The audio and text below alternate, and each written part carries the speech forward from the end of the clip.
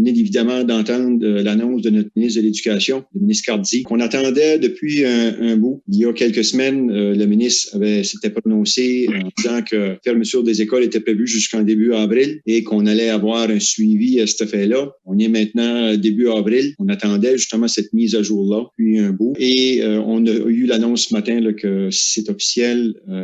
La fermeture des écoles sera prolongée jusqu'à la fin de l'année scolaire. Donc, qui veut dire classe avant le début septembre. Donc, ça a été une nouvelle, je dois quand même dire une nouvelle choc. Est-ce qu'on s'en attendait?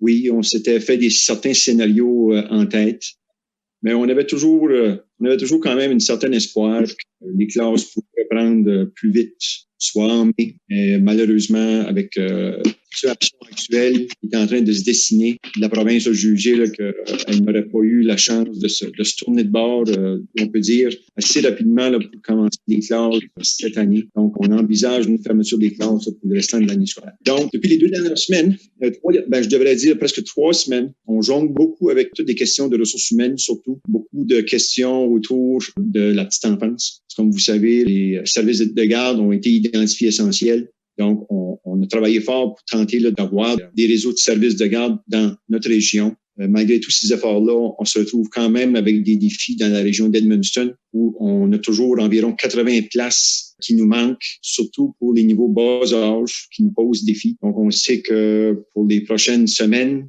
ce sera un autre défi qu'il faudra envisager. Qu'est-ce qu'on fait maintenant? Malgré les incitatifs, nos éducatrices ne veulent pas se présenter au travail. Je comprends, c'est une question de sécurité. On respecte ça. Mais nonobstant, on doit trouver des services pour ces enfants-là, pour nos parents, pour nos employés essentiels. S'assurer que nos services de soins puissent continuer à fonctionner sans embûches. On parlait aussi de continuité d'apprentissage, mais le message d'ordre était surtout, depuis les 2 dernières semaines, de s'occuper de notre santé physique, mieux-être chez nos jeunes. On le sait que tout de suite, on a des familles qui vivent beaucoup de situations difficiles. Pour se le dire, on a environ plus que 30 000 emplois qui ont été perdus dans la province depuis les 3 dernières semaines. Ça ne semble pas vouloir s'améliorer. On estime qu'avec le défi énorme budgétaire qu'on a face à nous, environ une famille sur 5 va manquer d'argent d'ici un mois. C'est des statistiques qui sont sombres, qui sont épeurantes. Donc, évidemment, que toute la question de continuer les apprentissages avec nos jeunes, dans cette gestion de crise-ci, on ne veut pas que ce soit un fardeau supplémentaire qui se dépose sur les épaules de nos familles. Mais c'est une question qui est importante pour nos parents. On a beaucoup de questions. Qu'est-ce qu'on fait avec les apprentissages de nos enfants? Est-ce que mon enfant de 12e année va graduer? Qu'est-ce que je peux donner comme activité à mes enfants pendant cette absence-là? Donc, on s'est retroussé les manches depuis quelques jours pour tenter justement de mettre sur pied des ressources qui seront rendues disponibles pour nos familles dès lundi. Nous avons une équipe provinciale qui travaille actuellement à recueillir des ressources pour venir appuyer le plan d'apprentissage que le ministre a annoncé aujourd'hui, qui est un plan qui vise à fournir des activités, des ressources à nos familles par niveau, suggérer des activités et axer les efforts, tout dépendant des niveaux, comme exemple, privilégier la lecture à tous les niveaux, privilégier des activités de santé, de mieux-être à tous les niveaux, mais aussi des activités éducatives, d'apprentissage, qui sont spécifiques pour chaque niveau scolaire. Évidemment, on ne peut pas demander autant à un enfant de maternelle qu'un jeune de 12e année. Donc, dans le plan du ministre, on voit qu'il y a une certaine graduation des efforts. Comme exemple, en maternelle, on demande de consacrer environ 1 heure d'apprentissage par jour, tandis qu'en 12e année, on demande à nos jeunes de consacrer 2 heures et demie par jour. Maintenant, c'est certain que tout de suite, cette plateforme-là virtuelle qu'on travaille dessus, on vise qu'elle soit disponible à partir de lundi. Entre-temps, nos enseignants sont prêts.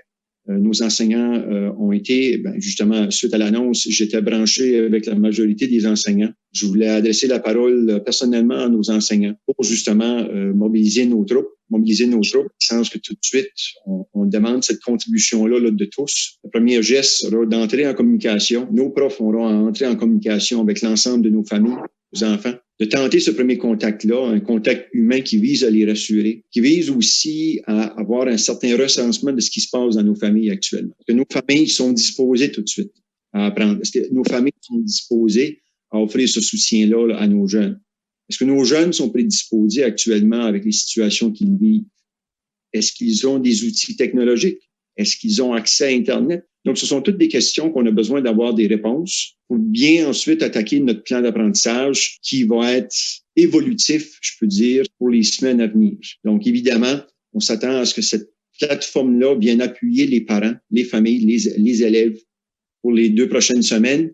Entre-temps, nous, notre travail, c'est de former nos enseignants, de bâtir un système qui n'existe pas, de repenser complètement la façon de livrer la marchandise de notre système d'éducation et que graduellement, là, nos enseignants là, puissent prendre de l'autonomie, assurer les besoins individuels de nos jeunes, assurer les suivis et apprentissages dans chacun des foyers, puis de poursuivre cette réussite-là, ou d'assurer cette réussite-là avec nos jeunes, malgré cette crise qu'on connaît et malgré le fait qu'on sait qu'il y aura des pertes pour les prochains mois. Donc, tout de suite, c'est ça la situation là, qui se dresse devant nous. C'est un défi qui est colossal. On n'a jamais dit non à un défi, puis on ne dira pas non à celui-là. Ça va prendre une collaboration sans équivoque pour arriver à rebâtir ou à bâtir un système, comme j'ai dit tout à l'heure, qui n'existe pas. On mise sur la créativité et l'innovation là, de nos professionnels de l'éducation pour s'assurer que chaque enfant au-dessus de notre territoire soit touché et que les besoins de chaque enfant de notre territoire soient répondus à.